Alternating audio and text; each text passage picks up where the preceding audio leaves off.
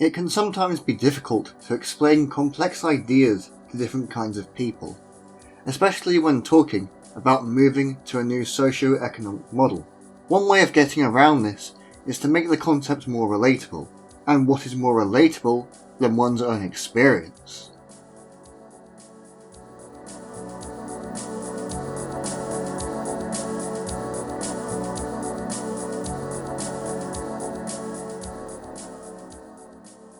So today I'm going to be taking a look at what the average day might look like for an individual living within a resource-based economy and within community ecology more widely. This is a sort of departure from my recent work with regards to contemporary issues, tinkering, etc. And while that stuff is important, it's also important to remember why we're here in the first place, and what we want to achieve as advocates. I will continue to make that sort of content, as that's part of the direction I want my channel to go, but I will release a channel update soon where I will discuss things in more detail. With that out of the way, I think looking into what an individual's experience of an RBE might be like is my way of making the concept more approachable for more people, because, while it may be a radical idea, I think the day-to-day life inside an RBE wouldn't be drastically dissimilar to today. It would be very different in a lot of ways, but it wouldn't be unrecognisable, as some may think. Now, the first thing people typically do in their day is wake up and get out of bed in the morning. Within the current system, you are more than likely obliged to get up for a job where you have to be there for a specific time, which is usually quite early on in the morning. For some people, this may be completely fine, but for many, this sets them up for a really bad day, where they are constantly tired, unable to concentrate, lack motivation, etc. And that's not even mentioning the cumulative effects that sleep deprivation has on both physical and mental health. In a resource-based economy, you're probably going to be working a decent amount less than you do today. And where you do work, time and other arrangements are likely to be much more flexible. And this would be made possible through the automation of precarious labour and through the more extensive sharing of work. And all this would mean that you'll probably get to sleep in a little longer, and you will feel much happier and healthier because of it. And when you finally do arise, we can move on to our next question: what's for breakfast? One of the more frequent complaints of people who live within the current system, and this can apply to all meals really, is that between working, doing chores, perhaps if you're a parent looking after the kids, and all the other stuff that goes on, is that they simply don't have time to cook. Or even the energy for that matter. If you do 9 to 5, maybe even longer, day in, day out, of course, by the time you finish you're going to be tired, you're going to be exhausted in fact. And in the morning you have to rush to work. So for people struggling to cope, this often means something quick like cereal for breakfast, a store-bought sandwich for lunch, and a microwave meal for dinner, or something quite similar.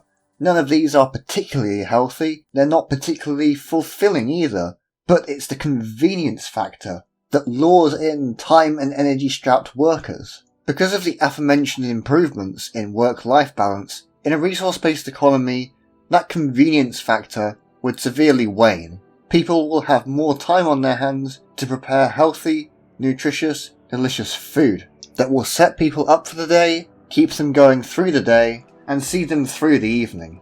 Let's fast forward to the point where you're ready for work or just ready to start your day. You look out your window. You see that there are paths, but there are no roads alongside them. So then, how are you going to get to and from work? Since around the 1920s, the automobile has basically dominated the landscape when it comes to transportation. In a resource-based economy, communities would be designed to be as walkable as possible. But not only that, public transport and microtransit, such as e-bikes and shuttles, small, automated vehicles that move people around the community, would be the predominant forms of transport. And because of the radial design of these communities, it will be much quicker and easier for you to get to places and back home again. So you've either cycled, taken a shuttle, or taken the monorail to work. Or if it's close enough, you may have simply walked there. Regardless, you're now at your workplace. Now you're not here to earn money. Oh no. There is no money in a resource-based economy. Neither are you here to work for your survival needs, because in a resource-based economy, all of your basic needs are guaranteed to you by right of existing on this earth. Again, nor is this a place of drudgery for you. As I've mentioned before, all the menial work is either automated out of existence or is shared amongst the community in such a way that each individual within the community would only have to give a few short hours per week. No, you came to work here because you love it here. Either because it's something you love doing, you're passionate about, you think it's fun, or you love the people you work with. But unlike within capitalism, you are here unquestionably by choice. Now, let's say you work at the local hospital as a surgeon, and you perform a life-saving surgery on someone. You have just saved a person's life. Because you have done that, on top of fulfilling a social duty, you have gained social capital from the person whose life you have just saved. They are more likely now to view you much more favourably as a person, and in the context of a moneyless world, will feel more inclined to return the favour in the future. And this can take many forms. They may want to form closer social relations. They may want to provide their services to you if they have any to offer. This is you engaging in the gift economy aspect of an RBE. You are providing a service to people and the community, and in return, people will gift back to you. But this can only realistically happen outside a monetary market system, because gift economics has an entirely different incentive structure. So, you've completed your day's work at the hospital. Because in an RBE there is an abundance of high quality education that is available to all, and because work is shared more widely, it is more likely that there are more medical professionals overall, meaning that your workday is greatly reduced. On the days you do work, you may work 4 or 5 hours instead of the expected 8 today. And because of this, you have much more time on your hands, either to focus on hobbies, to meet up with friends after work, perhaps you want to keep fit or further your education more. Whatever you may want to do, this is your time. Not to mention that because of highly efficient public transport, you will be spending considerably less time commuting. Anyway, you've finished work, and you've decided that on the way home you want to collect some groceries. Instead of visiting a supermarket like today, in an RBE, you would either go to a distribution centre or have your groceries directly delivered to you via automated means such as autonomous drones. So, you arrive at a food distribution centre, and you notice that there are a few characteristics that make it drastically different from the stores of today. Beside the distro are tall vertical gardens, providing an abundance of fresh produce for the community. Like a supermarket, there is both fresh and frozen food. However, unlike today, it is all healthy, nutritious, and of high quality. A few measures are taken in order to keep excess food as fresh as possible. An example of this is cryogenic vacuum freeze drying, followed by reconstitution at the point of consumption. In this way, measures are taken to reduce food waste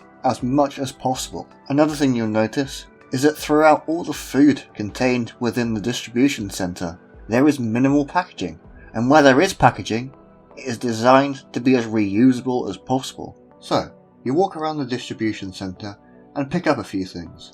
But, again, you'll notice something.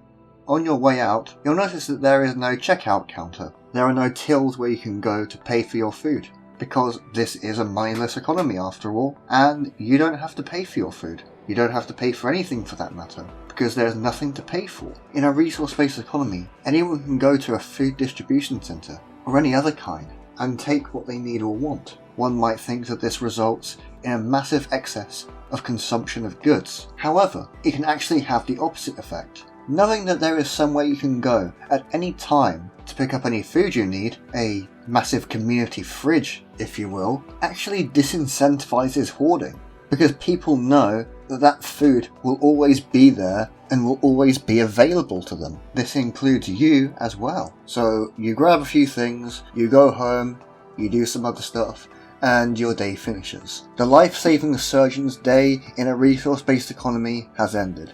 Now, the last thing I wanted to touch upon was the flexibility that living within a resource-based economy would give you.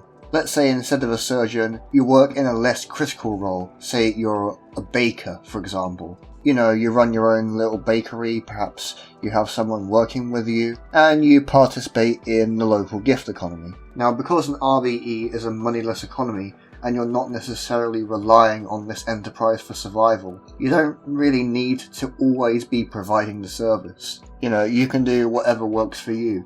You can work Mondays, Wednesdays, and Fridays, for example. You can do 2 days on, 1 day off, or 1 day on, 2 days off, or whatever suits you best, really. And if there happens to be a day where demand is high, but it's on your day off, you can always ask a volunteer to help out and then return their favour at a later time.